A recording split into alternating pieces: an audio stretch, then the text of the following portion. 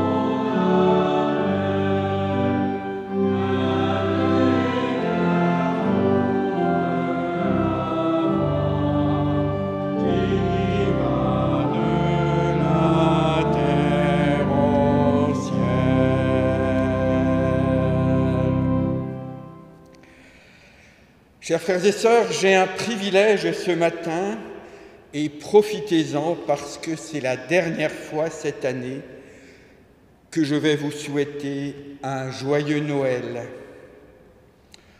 La dernière fois en effet parce qu'avec l'Épiphanie, la venue des mages, qui représente le monde entier, ses religions, ses cultures, ses couleurs, et qui se rassemblent dans la simplicité de la crèche, nous allons clore le cycle de Noël. Nous allons dire au revoir au sapin de la famille Appel jusqu'à l'an prochain. Mais Noël nous a remis en route, comme les mages ont été remis en route, en suivant une étoile. Pourtant, des étoiles dans le ciel, il y en a tellement. Pourquoi avoir suivi celle-ci alors plutôt qu'une autre ? On dit que si vous levez les yeux au ciel le soir, lorsque les conditions sont optimales, vous pourriez compter jusqu'à 3000 étoiles à l'œil nu. Mais les mages n'en ont choisi qu'une seule, et ils ont engagé toute leur vie en la suivant. Ils ont donc laissé les 2999 autres de côté. Comme nous aussi ce matin, nous aurions eu 2999 autres choses certainement à faire, des dizaines d'endroits où nous aurions pu nous rendre ou simplement rester dans notre lit. Mais nous avons choisi de laisser tout cela de côté parce que nous avons senti, comme les mages, qu'il y avait ici, en ce lieu, quelque chose, quelqu'un qui avait quelque chose d'essentiel à nous dire, qu'il y avait ici quelque chose d'important à vivre. Alors, chers mages, soyez ici les bienvenus à la rencontre du Christ. Amen. Et nous voulons chanter encore d'un cœur joyeux en nous levant.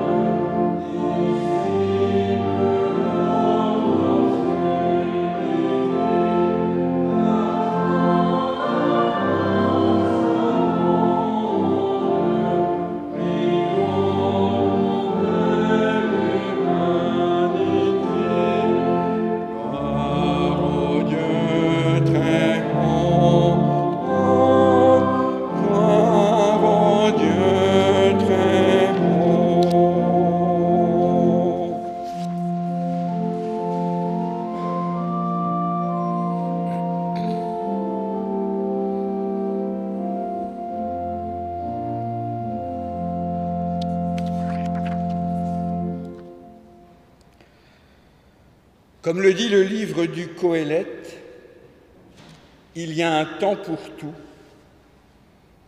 un temps pour chercher et un temps pour trouver, un temps pour l'activité et un temps pour le repos, un temps pour réfléchir et un temps pour agir.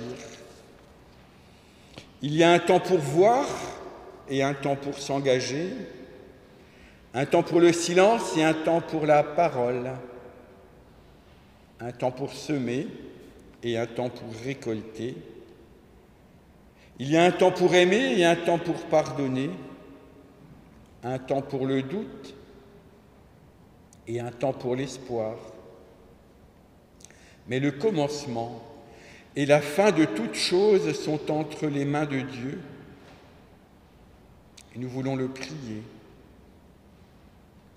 Seigneur notre Dieu, nous te louons pour le temps qui nous a été donné dans l'année qui vient de se terminer. Et nous te louons pour le temps qui nous sera donné cette année. Sois pour nous l'étoile qui nous guide pour trouver à user chaque jour de notre temps pour ta gloire.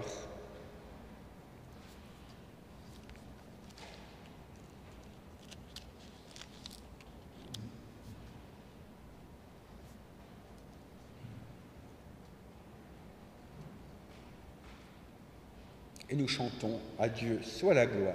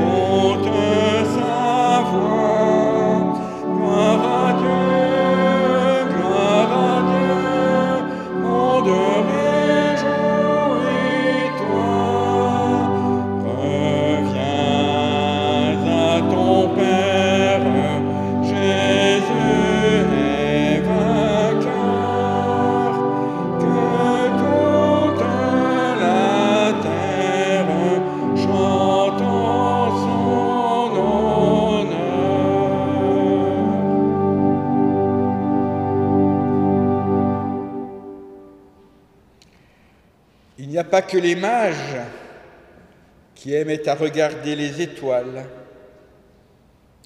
Le petit prince de Saint-Exupéry aussi aimait à regarder le ciel. Et il disait, ce qui est important ne se voit pas. Si tu aimes une fleur qui se trouve dans une étoile, c'est doux la nuit de regarder le ciel. Car alors tu te dis que toutes les étoiles sont fleuries.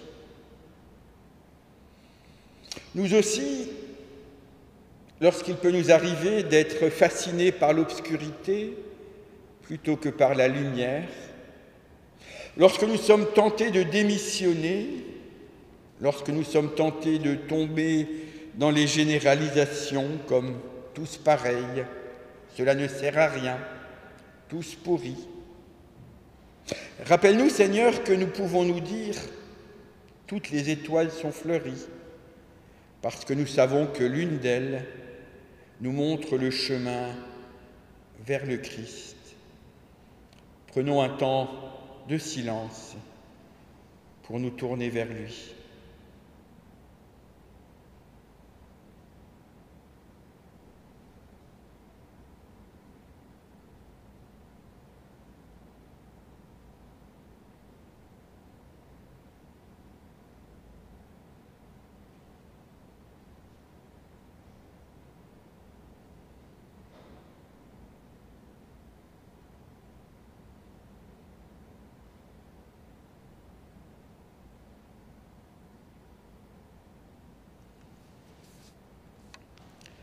Celui qui a vu une fois la lumière, qui a été ébloui une fois par la rencontre avec l'enfant Jésus, peut voir désormais le monde entier éclairé par Dieu. Et alors les étoiles ne sont plus des étoiles, mais elles sont comme les panneaux indicateurs qui nous mènent vers le Christ. Les bergers ne sont plus des gardiens de moutons, mais ils sont le signe que la foi peut être vécue avec force dans la simplicité. La crèche, la pauvreté, la saleté, nous ne les regarderons plus avec mépris, parce que nous saurons y discerner la beauté, la gloire de Dieu éclatante, partout. Par la lumière de Dieu, nous sommes renouvelés. Et nous chantons la foi, l'espérance ont chassé la peur. La foi, l'espérance ont chassé la peur. Une paix immense emplit notre cœur. Selon sa promesse, Jésus changera. Deuil en allégresse quand il reviendra. Gloire à Dieu, terre écoute sa voix. Gloire à Dieu, monde réjouis-toi. Reviens à ton Père, Jésus est vainqueur. Que toute la terre chante en son honneur.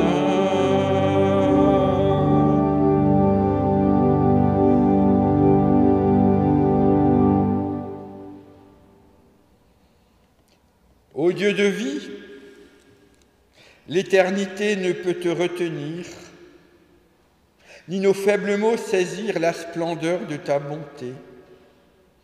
Et pourtant, dans l'espace de nos cœurs et en silence, tu viens t'approcher et nous restaurer. Seigneur, je veux me mettre maintenant à ton écoute. Fais taire en moi tout ce qui encombre mon cœur pour laisser la place à ta parole. Qu'elle recouvre mes soucis, qu'elle me conduise dans la joie de ta présence. Amen. Nous écouterons à présent les deux lectures bibliques pour ce dimanche. Écoutez bien la première, puisque ensuite Joachim va essayer de nous en faire une prédication. Nous l'attendons. Pas moi. Donc 2 Corinthiens 4, versets 3 à 6. Si cependant notre bonne nouvelle est encore voilée, elle est voilée pour ceux qui vont à leur perte, pour les gens sans foi, dont l'intelligence a été aveuglée par le Dieu de ce monde, de sorte qu'ils ne voient pas resplendir la bonne nouvelle de la gloire du Christ qui est l'image de Dieu. En effet, ce n'est pas sur nous-mêmes que porte notre proclamation. Nous proclamons que Jésus-Christ est le Seigneur et que nous-mêmes sommes vos esclaves à cause de Jésus. Car le Dieu qui a dit « Du sein des ténèbres brillera la lumière » a brillé dans votre cœur, dans notre cœur, pour que resplendisse la connaissance de la gloire de Dieu sur le visage du Christ. Puis nous lirons dans l'Évangile selon Matthieu, au chapitre 2, les versets 1 à 12. Jésus étant né à Bethléem de Judée, au temps du roi Hérode, voici que des mages venus d'Orient arrivèrent à Jérusalem et demandèrent « Où est le roi des Juifs qui vient de naître ? Nous avons vu son astre à l'Orient et nous sommes venus lui rendre hommage. » À cette nouvelle, le roi Hérode fut troublé et tout Jérusalem avec lui. Il assembla tous les grands prêtres et les scribes du peuple et s'enquit auprès d'eux du lieu où le Messie devait naître. À Bethléem de Judée, lui dirent-ils, car c'est ce qui est écrit par le prophète.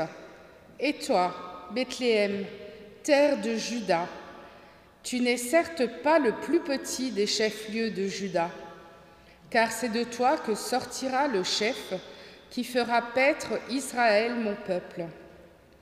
Alors Hérode fit appeler secrètement les mages, se fit préciser par eux l'époque à laquelle l'astre apparaissait, et les envoya à Bethléem en disant « Allez vous renseigner avec précision sur l'enfant, et, quand vous l'aurez trouvé, avertissez-moi pour que, moi aussi, j'aille lui rendre hommage. » Sur ces paroles du roi, ils se mirent en route, et voici que l'astre, qu'ils avaient vu à l'Orient, avançait devant eux, jusqu'à ce qu'il vînt s'arrêter au-dessus de l'endroit où était l'enfant. À la vue de l'astre, ils éprouvèrent une très grande joie. Entrant dans la maison, ils virent l'enfant avec Marie, sa mère, et se prosternant, ils lui rendirent hommage. Ouvrant leur coffret, ils lui offrirent en présent de l'or, de l'encens et de la myrrhe. Puis, divinement avertis en songe de ne pas retourner auprès d'Hérode, ils se retirèrent dans leur pays par un autre chemin.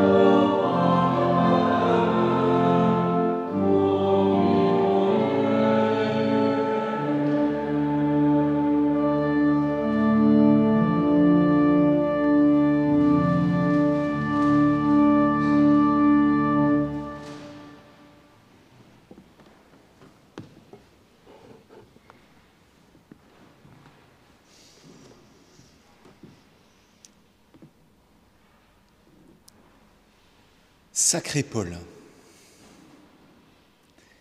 sa plume ne manquera pas, peut-être encore ce matin, de nous déplacer, voire même de nous inquiéter. Tout un programme pour un dimanche matin. Est-ce que vous m'entendez bien? Non. Oui, il y a du oui, il y a du non. Alors là, est-ce que vous m'entendez bien? Ça va? D'accord. Vous me dites, hein, si vous trouvez ça scandaleux, vous vous levez et vous sortez de l'église en criant. Eh bien, ce Paul dont il est question, cet apôtre au marteau, écrit, me semble-t-il, avec une certaine rudesse. Il n'est pas tendre avec celles et ceux qui n'hésitent pas à désigner de, je le cite, gens sans foi, ce qui n'est quand même pas rien, gens sans foi dont l'intelligence, certaine, il le reconnaît quand même, souffrirait toutefois d'un aveuglement qui les empêcherait de recevoir la bonne nouvelle de l'Évangile. Et plutôt que de se proclamer lui-même, celui qui se percevra comme le moindre des apôtres, dans la première lettre aux Corinthiens, ira jusqu'à revendiquer sa condition d'esclave. Oui, je vois quelques expressions de visage. Sa condition d'esclave au service de la proclamation du dit évangile. Je ne sais pas vous, mais à première lecture, en tout cas, Paul pourrait refroidir quelque peu nos élans les plus brûlants. Alors, comment recevoir un tel courrier d'hier dans nos boîtes aux lettres d'aujourd'hui? Eh bien, je vous propose de partir à la rencontre de ce Paul qui, il y a près de 2000 ans, rédigeait cette seconde lettre aux Corinthiens à l'intention de la jeune communauté chrétienne qu'il a lui-même fondée dans cette ville de Corinthe, grande cité portuaire de l'Empire romain. Imaginons un peu, nous ne pouvons qu'imaginer de toute façon. Imaginons. À Corinthe, c'est l'effervescence. Les rues bondées sont habitées par une population cosmopolite où se côtoient les cultes les plus divers. En 50 après Jésus-Christ, les jeunes communautés chrétiennes se rassemblent non pas dans d'immenses églises, mais chez des particuliers, plus ou moins riches, dans l'intimité de leur grande maison, pouvant accueillir quelques dizaines de personnes. L'Église en est encore à ses premiers balbutiements. Et bien sûr, les tensions et autres antiques querelles de clochers y sont déjà nombreuses.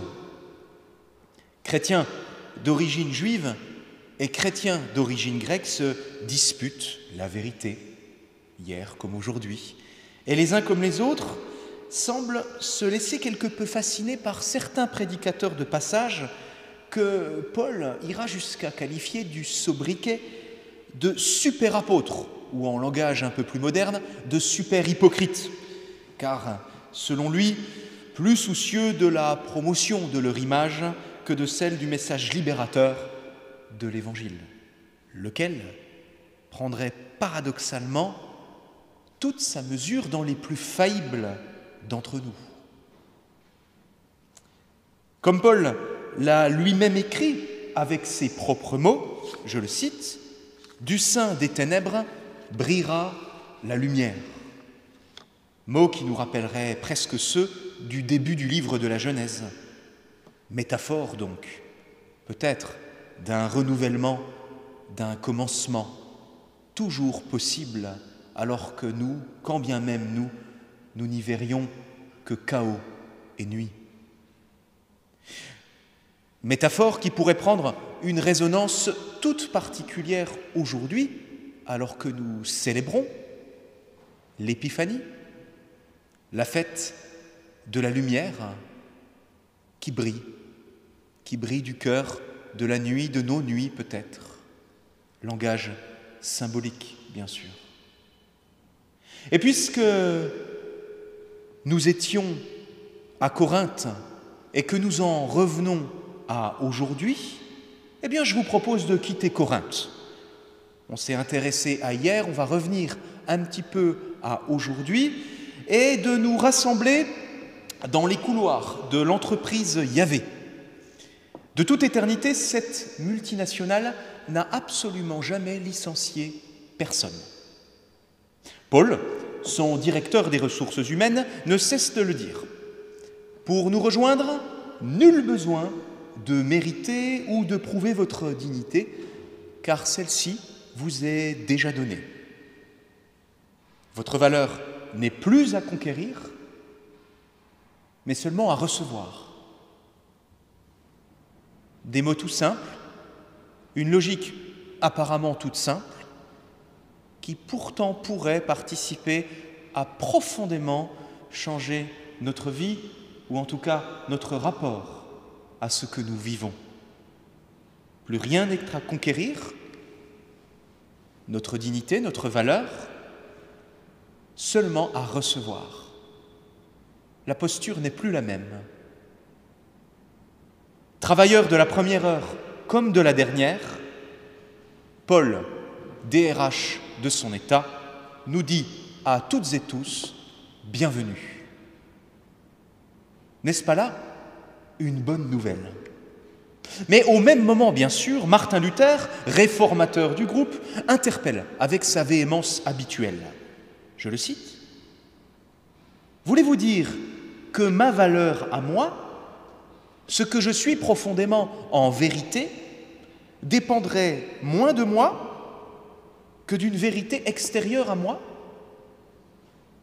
Oui, acclame Paul, c'est tout à fait cela. Toutes et tous être déjà embauchés, non pas au titre d'un CDI, mais d'un CDE, un super CDI, c'est-à-dire au titre d'un contrat à durée non pas d'éternité, non pas déterminée, mais d'éternité. Merci.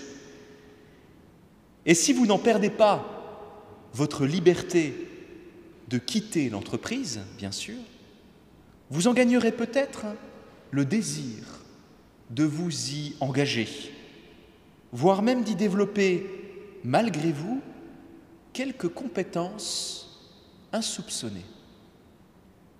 Telle est la bonne nouvelle de l'Évangile.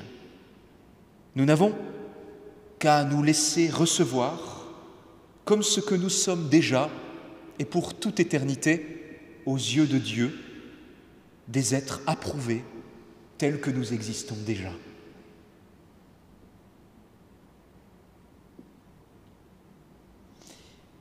Être approuvés tels que nous existons déjà, nous recevoir comme tels, c'est peut-être nous surprendre aussi à exister autrement, malgré nous. Mais soudain, un bruit. Deux philosophes surgissent. Oui, c'est bien beau, rétorque-t-il à l'unisson. Si recevoir sa valeur était si facile, tout le monde ne le ferait-il pas depuis belle lurette ? Et si votre entreprise accepte tout le monde, ce n'est pas le cas de beaucoup d'autres qui jugent, qui évaluent sans cesse à la taille de notre CV, de notre expérience, de nos compétences, qu'il nous s'agit toujours et davantage de vendre, de devoir vendre. Alors, disent les deux philosophes à l'unisson, vous pouvez vous les garder, vos discours du dimanche, quand bien même est-ce celui de l'Épiphanie. Dans la vraie vie, ce n'est pas comme ça que ça se passe. et nous le savons tous. Et Paul, qui certes aurait pu perdre ce jour-là un petit peu la face, s'en réjouira plutôt, moins soucieux de son image que de la liberté critique, la liberté d'autrui. Il ira jusqu'à les encourager, à contredire, à discuter, à ne pas être d'accord avec les vérités toutes faites. Car recevoir l'Évangile, c'est justement refuser le prédigéré et la vérité facile. Recevoir l'Évangile, c'est peut-être s'autoriser à l'interpréter dans le dialogue et la confrontation d'idées, pour confronter les interprétations multiples. Il n'y en a pas qu'une, il y en a bien davantage. En vue de voir en quoi cet Évangile que nous proclamons ensemble au sein de nos communautés, de nos traditions, sonne vrai, enfin vrai, pour nous. Quand une parole devient vraie, enfin vraie, pour soi, n'est-ce pas là une parole qui, malgré nous, nous remet en mouvement, redonne du sens à notre existence, à ce que nous vivons, nous redonne le désir d'exister. Non pas de convenir à un modèle dans lequel il s'agirait de nous enfermer, mais de devenir toute créature que nous sommes, des auteurs, des sujets de notre existence, une existence qui nous est donnée et que nous n'avons pas à mériter, car précisément ce qui est donné n'est pas à mériter. Au service de la proclamation d'une parole de renouvellement et de recommencement qui, de toute manière, ne saurait s'enfermer dans nos récits bien trop humains.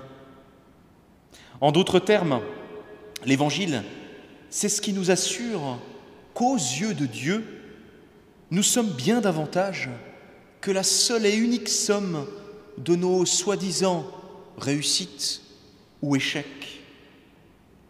Et dans une telle perspective, eh bien peut-être sommes-nous rendus libres de relativiser quelque peu le regard que les autres, le croyons-nous en tout cas, peuvent porter sur nous-mêmes, regard duquel notre valeur ne dépend plus absolument, car le regard le plus important est justement celui que nous ne maîtrisons pas, celui que nous ne pouvons pas enfermer et qui dit profondément ce que nous sommes, qui nous approuve encore et toujours, que nous l'acceptions ou non, que nous acceptions ou non d'être déjà et pour toute éternité acceptés, approuvés, tels que nous existons déjà, en dépit du regard peut-être souvent, parfois cloisonnant, sévère, que nous portons sur nous-mêmes. Ce regard le plus important est justement celui qui ne s'enferme pas, autrement dit celui de Dieu, qui nous libère de considérer les autres comme des faire-valoir, comme des moyens de gagner une place, une valeur, une dignité. N'est-ce pas un petit peu de cela dont Paul parlait lorsqu'il évoquait la figure terrible de l'esclave? Dans d'autres traductions, il est question d'être au service de. Puis-je être au service d'un autre que je considère comme étant mon faire-valoir, comme mon juge auquel je vais chercher à tout prix à plaire? Probablement pas. Peut-être est-ce en cela aussi que l'Évangile nous libère du regard que nous portons justement sur nous-mêmes. Il nous sauve, certes, de nous-mêmes peut-être. Et dans cette perspective, l'Évangile, c'est ce qui nous permet, la bonne nouvelle autrement dit, c'est ce qui nous permet la prise de conscience que notre valeur véritable est, comme je l'ai dit, moins à gagner qu'à recevoir, dans la perspective peut-être de vivre plus libre, plus léger dans le grand théâtre du monde. Rendu capable d'un autre récit sur nous-mêmes, peut-être sommes-nous appelés à nous détendre un peu, voyez-vous, car nous sommes rendus libres de ne plus croire devoir devenir super, apôtre ou héros. En d'autres termes, un scoop ce matin, en ce jour de l'Épiphanie, nous ne sommes pas Dieu. La bonne nouvelle, c'est que du coup, nous pouvons nous détendre un peu. Merci pour votre écoute.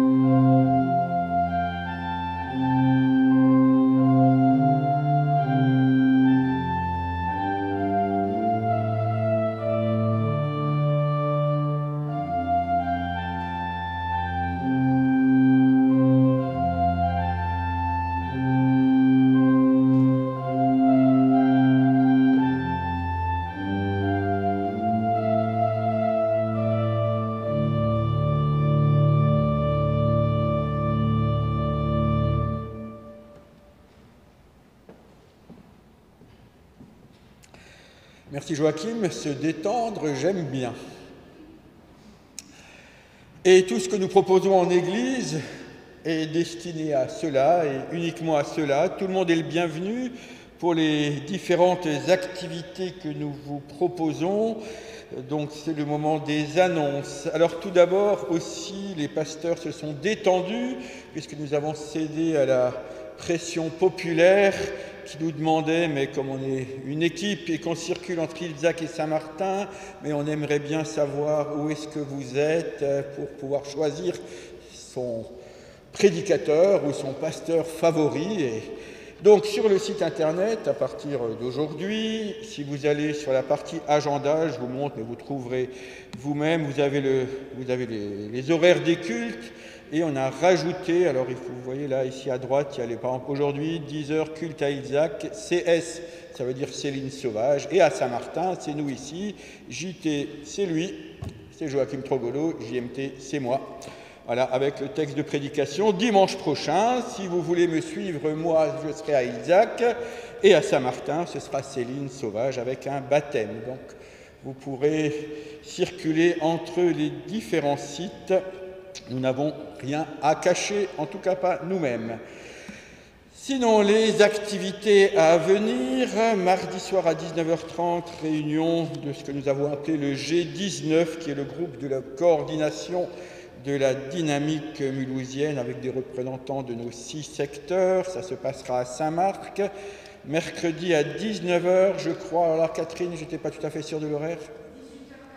18h45. Très bien. Conseil paroissial de Saint-Jean. Jeudi à 20h à Terre-Nouvelle, l'étude biblique œcuménique Dieu et Dieu font 3.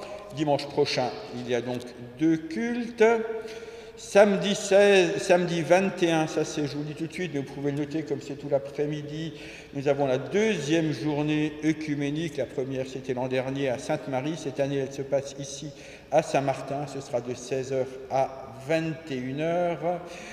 Et puis le dimanche 22, on est dans le temps des célébrations œcuméniques. Il y en aura une à Ilzac et nous, enfin, en tout cas pour Saint-Martin, nous irons à Sainte-Marie. Et puis il y a une, voilà. Ah oui, j'en profite aussi. Hier soir, je vous fais un petit peu de retour en parlant de détente. Hier soir, nous avions la veillée de l'Épiphanie à Dornac. Je crois qu'on était une trentaine, quarantaine, quelque chose comme cela. Voilà, c'était tout à fait sympathique. Si vous n'avez pas pu être là cette année, vous n'hésitez pas l'an prochain à venir. Voilà. Et puis la dernière chose que j'essaye de vous trouver, mais pour le moment, ça ne... Non, ça, c'est... Il y aura... Voilà, il faut que je vous essaye de vous l'afficher. C'est dimanche prochain aussi, vous pouvez venir à Saint-Martin ou à Isaac. Il y a aussi une journée marche, prière, partage de pays qui est organisée avec le centre Porte-Haute. La dynamique mulhousienne, ça ne peut pas être partout. C'est une marche qui part soit de Sainte-Marie à Vernon dimanche prochain, ou alors de Versailles. Alors le tract qui s'affiche là, je vous en enverrai quelques-uns à la fin du culte. Si ça vous intéresse, vous venez me voir.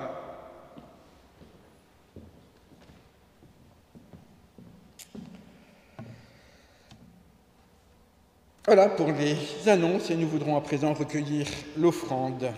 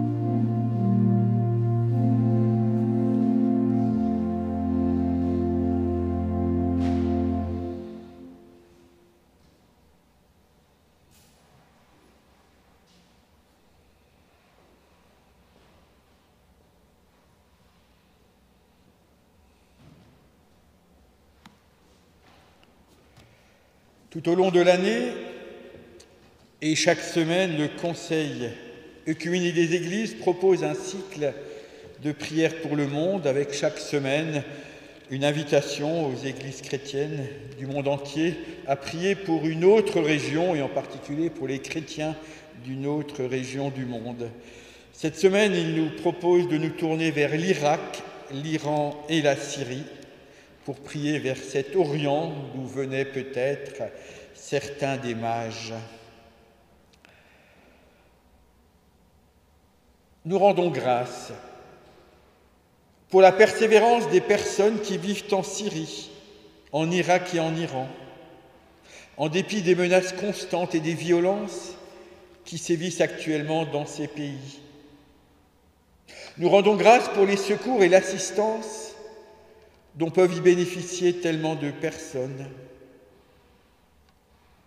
Nous rendons grâce pour ceux qui construisent un nouveau foyer pour les réfugiés qui fuient ces pays. Nous rendons grâce pour ceux qui œuvrent sans relâche pour la paix, la justice et la réconciliation. Et nous prions pour la fin des violences qui sévissent sur ces champs de bataille des puissances mondiales, pour les dirigeants politiques qui émergent dans ces pays et œuvreront en faveur de la paix, du bien commun et des droits humains de toutes les communautés sans exception. Nous prions pour la communauté internationale afin qu'elle adopte des politiques qui contribuent à instaurer une paix acceptable et juste pour tous. Nous prions pour une plus grande ouverture visant à accueillir les personnes déplacées ou fuyant des terres qui recherchent désespérément la sécurité et le bien-être. Nous voulons prier encore avec une litanie chaldéenne pour l'Irak, pour une paix durable sur cette terre ancestrale, par toi, Seigneur, pour la sagesse et la compassion de tous les dirigeants, par toi, Seigneur, pour le réconfort des familles séparées ou endeuillées, par toi, Seigneur, pour la délivrance des captifs, par toi, Seigneur, pour la sécurité et la sûreté des communautés minoritaires, pour le soulagement des plus faibles et la guérison des malades, par toi, Seigneur, pour une fidélité constante des églises ancestrales de cette terre, pour la ténacité d'esprit des petits groupes chrétiens, pour l'enrichissement mutuel et le soutien aux différentes traditions chrétiennes. Par toi, Seigneur. À toi, Maître de l'univers, nous rendons grâce. En toi, Jésus-Christ, nous te glorifions. C'est toi qui vivifies nos corps, c'est toi qui es le sauveur de nos âmes. Et ensemble, en communion avec tous les chrétiens du monde et pour le monde entier, pour dire notre Père, qui es aux cieux, que ton nom soit sanctifié, que ton règne vienne, que ta volonté soit faite sur la terre comme au ciel. Donne-nous aujourd'hui notre pain de ce jour. Pardonne-nous nos offenses comme nous pardonnons aussi à ceux qui nous ont offensés. Et ne nous laisse pas entrer en tentation, mais délivre-nous du mal, car c'est à toi qu'appartiennent le règne, la puissance et la gloire pour les siècles des siècles. Amen.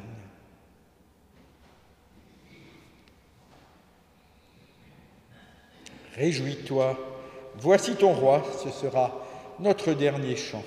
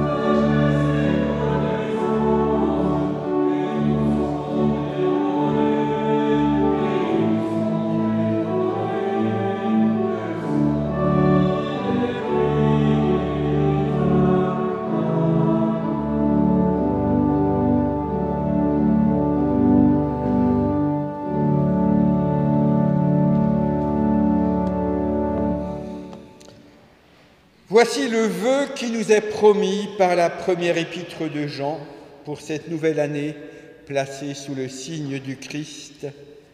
Les ténèbres sont en train de disparaître et déjà brille la lumière.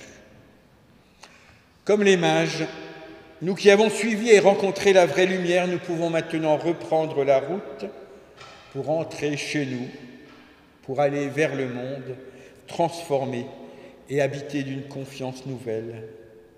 Et que la paix de Dieu, qui surpasse toute intelligence, garde vos cœurs et vos pensées en Jésus-Christ. Amen.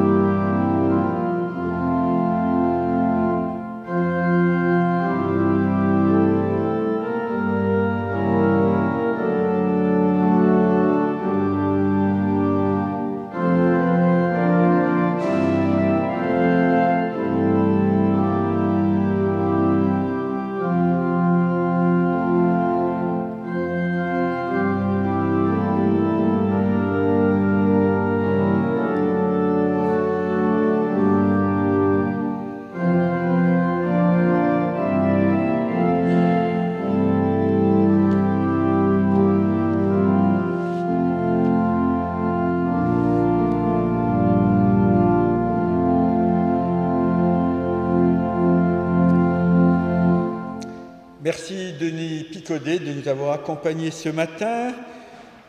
Et puis, une dernière chose, et j'ai besoin de vous, parce que hier soir, nous n'avons pas réussi à terminer les galettes de l'Épiphanie, donc elles sont à la sortie. Aidez-nous à les manger.